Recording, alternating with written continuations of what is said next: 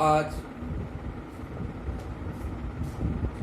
मैं doctor Kamlesh Kumar, assistant professor, department of commerce, doctor J Mishra college, Muzaffarpur.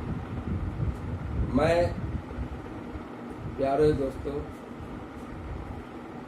आज मैं आप लोगों को आयकर एक परिचय यानी इनकम टैक्स एंड इंट्रोडक्शन के बारे में बता रहा हूँ, ताकि ये जो मैं बता रहा हूँ ये बीकॉम थर्ड पार्ट के स्टूडेंट के साथ साथ जनरल लोग जो नौकरी पेशा में हो या नौकरी पेशा में नहीं है, चाहे वो वरिष्ठ नागरिक हो,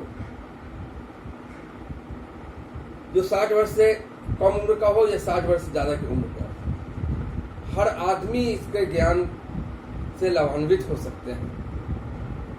ढंग से इसको देखे, कहीं कोई प्रॉब्लम इसमें नहीं होगा।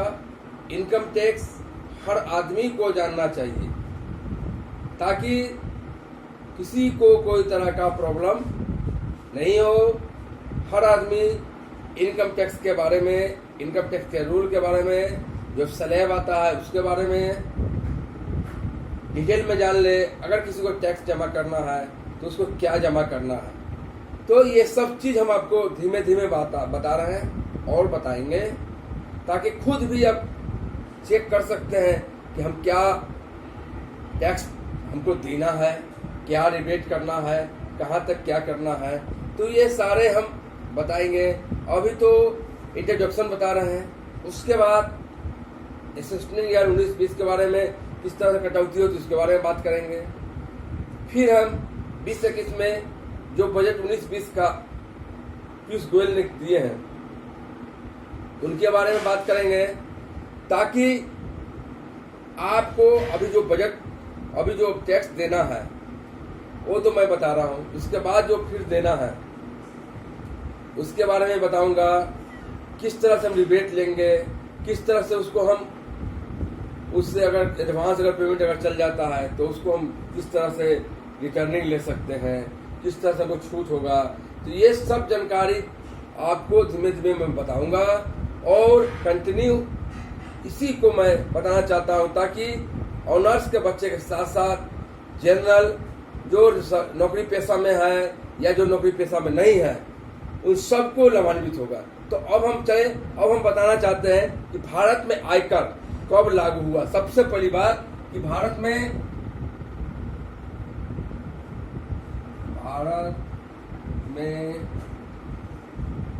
आयकर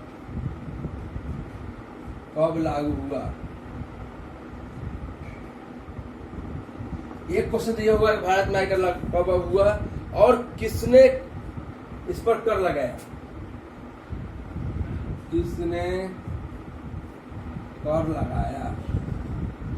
दो क्वेश्चन यहाँ आ जाता है।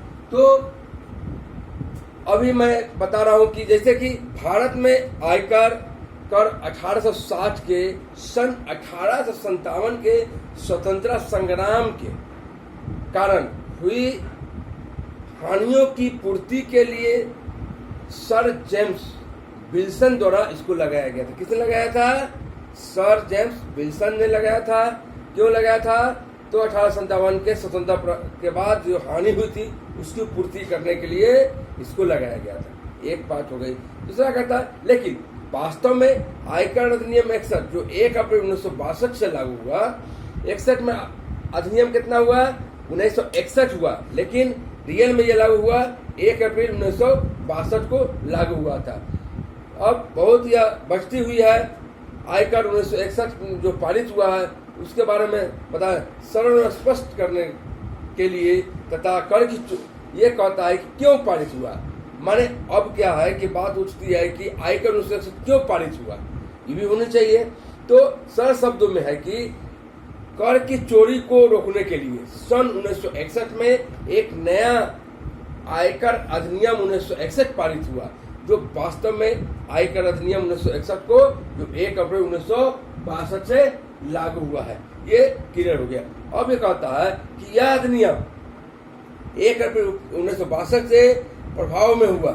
इस अधिनियम के सफलतापूर्वक संचालन हेतु आयकर नियम 1962 और में बदलाव में आयकर का जो अधिनियम 1961 विगत 50 वर्ष से अनेक संशोधन हुए हैं। लेकिन इसमें क्या है कि अनेक संशोधन होने के बाद भी इसमें सबसे पहले है कि भारतवर्ष में 1987 से लेकर 1987 से स्टार्ट हुआ और उसको करते हैं कि यह संशोधन के अनुसार ये प्रत्येक करदाता के लिए पृथक गत वर्ष लगाने के लिए होते चला गया। तो कहने का मतलब यह है कि के स्थान पर एक गत वर्ष जो 1 अप्रैल से 31 मार्च तक या अवधि तक यह अनिवार्य रूप से अनिवार्य कर दिया गया। क्या कर दिया गया? 1 अप्रैल से लेकर 31 मार्च तक इसकी अवधि को अनिवार्य कर दी गया। अब कहता है कि आयकर अधिनियम 161 जो है से क्या जो संपूर्ण भारत यानी कि जम्मू कश्मीर तथा राज्य सहित लेकर, पहले जम्मू कश्मीर नहीं था लेकिन जम्मू कश्मीर सहित राज्य में लागू है। इसके अतिरिक्त यह अधिनियम पंडिचेरी, गोवा, दमन, दादर तथा अन्य हवेली, नगर हवेली जो कहा जाता है वहां में भी लागू है। तो यह अधिनियम 1 अप्रैल 1990 के 90 के में सिक्किम में भी यह लागू हो गया है। इतना जान गया कि ये अधिनियम कब, कहां और कैसे कैसे लागू हुआ, इसके बारे में बता दिया हूँ। अब हम आपको बताना चाह रहे हैं कि सबसे पहले आयकर का मीनिंग बताने के बारे में जानना जरूरी है।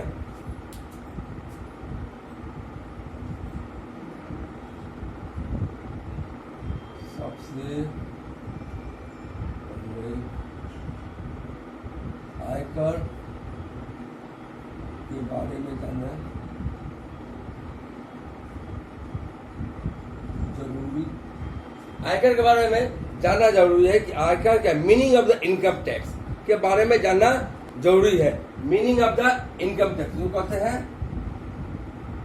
Meaning of the income tax, meaning of the income tax के बारे में आपको बता रहा हूं। तो आयकर एक क्या है? प्रत्यक्ष वार्षिक कर है। आयकर क्या है? एक प्रत्यक्ष वार्षिक कर है जो किसी व्यक्ति द्वारा गत वर्ष में प्राप्त अर्जित मतलब रुपया कमाया, अर्जित या प्राप्त रिसीव्ड शुद्ध कर योग्य आय, जिसको नेट टैक्सेबल इनकम पर चालू किया गया वर्ष में निर्धारित आय की दरों से गणना करने के लिए केंद्रीय सरकार द्वारा वसूल किया जाता है। ठीक है, यह केंद्रीय सरकार के आय का प्रमुख साधन है। केंद्रीय सरकार इसी जो टैक्स हम लोग लगाते हैं, इनकम टैक्स लगाते हैं, सेल टैक्स लगाते हैं, जितने भी टैक्स लगाते हैं, उसी की मार्फत में यह उसकी कमाई है। उसी से हमारे देश को देखभाल करने के लिए देश में विदेश माने जो भी हमारे दुश्मन आते हैं, जैसे अटैक करता है, पुलिस हुआ, थाना हुआ, या जो भी हमारा सैनिक हुआ, उसको देख रेख में खर्च करता है। तो जो केंद्रीय सरकार का आय का यह क्या है? प्रमुख साधन है। यह भारतीय राजस्व में आयकर का एक महत्वपूर्ण स्थान है। जैसे कहा जाता है कि आयकर क्या है? आयकर आय पर लगने वाला वार्षिक कर है। आयकर क्या है? आय पर लगने वाला एक वार्षिक कर है जो प्रत्येक कर निर्धारण वर्ष में नियमित दरों से, कैसे लगता है? नियमित दरों से जितना हम कमाएंगे, जो डिडक्शन काटने के बाद जो बचता है उस पर हम टैक्स देते हैं। समझे? गत वर्ष के कुल आय पर लगाया जाता है। ठीक है, तो अब होता है कि आयकर, ये तो क्लियर हो गया कि गत वर्ष जो वार्षिक में जो कमाए हम पैसा, उस पैसा पर ही जो हमारा डिडक्शन के बाद जो ज्यादा पैसा हमें आता है उस पर हमको एक स्लैब के सहारे तहत उसको पेमेंट हम करना पड़ता है, उसी को हम लोग कहते हैं। अब आता है क्या कि आयकर किस पर लगाया जाता है? क्वेश्चन तीसरा भी आता है,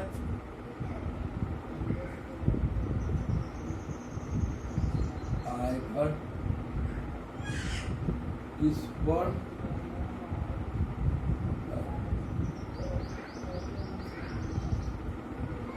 आयकर किस पर लागू होता है? अब मान लेते हैं कि क्वेश्चन होगा कि आयकर हम पर लगेगा कि किस पर लगेगा? नहीं, आयकर जो है कि कर धारा 231 के अनुसार कहता है कर निर्धारण वर्ष में निर्धारित दरों से गत वर्ष में कुल आय पर लगाया जाता है। कुल आय जो हम हुआ उसमें मेरा डिडक्शन काटने के बाद उसको हम आपको लागू करते हैं और उसी पर हमारा टैक्स लगता है। ये आप लोग जान ले कि हर आदमी को नहीं लगता है, जिसको एक स्लैब से ज्यादा अगर पैसा आता है तो उसी को उस पर लगता है और लगने के बाद आपको जो भी हुआ सो व्यवस्था होता है।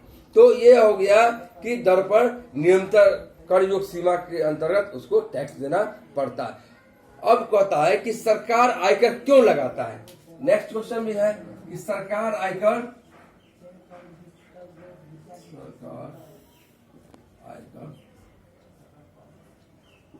क्यों लगाता है? क्वेश्चन तो फिर पूछता है कि सरकार आयकर क्यों लगाता है। हम पहले बताए थे कि आयकर क्या है? आयकर एक अति महत्वपूर्ण प्रत्यक्ष कर है। आयकर क्या है? एक अति महत्वपूर्ण प्रत्यक्ष कर है को सरकार की आय का यह क्या है? प्रमुख साधन या महत्वपूर्ण साधन है, जो देश में कानून व्यवस्था को बनाए रखने के लिए, विदेशी शक्तियों से देश को बचाने के लिए तथा देशवासियों को कल्याण के लिए धन का आवश्यकता जब होती है तो हम टैक्स के सहारे ही इसको कर लगाया जाता है, इसलिए सरकार आयकर लगाता है। तो ये क्वेश्चन हो गया कि सरकार आयकर क्यों लगाता है। ये तो क्लियर हो गया कि सरकार आयकर क्यों लगाता है। अब नेक्स्ट अगर हम हो सकता है कि क्वेश्चन हो कि आयकर अधिनियम के अंतर्गत किसी करदाता का भार किस पर निर्भर करता है? आयकर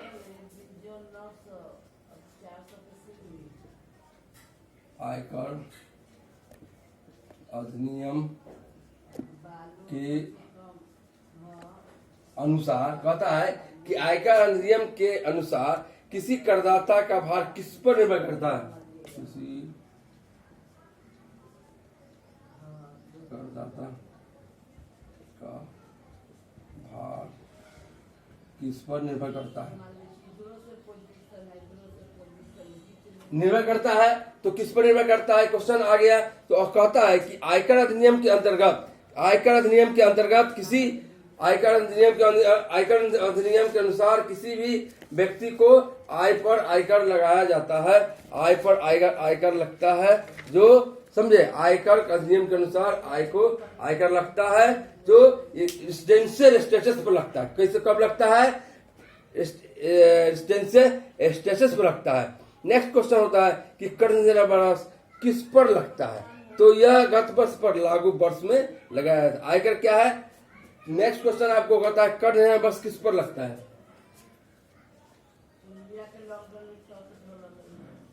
कर निर्धारण वर्ष में किस पर लगता है? किस पर लगता है? क्वेश्चन है कि किस पर लगता है। तो कहने का मतलब यह है कि यह जो है से आयकर गत वर्ष की आय पर चालू वर्ष में लगाया जाता है, उसे ही कर निर्धारण वर्ष करते हैं। नेक्स्ट क्वेश्चन होना चाहिए कि करदाता का अर्थ क्या है? करदाता कौन हुआ? तो ऐसे व्यक्ति जो कर देने के लिए उत्तरदायी है वो करदाता मान लिया जाता है, कि जो कर देता है वो करदाता होता है।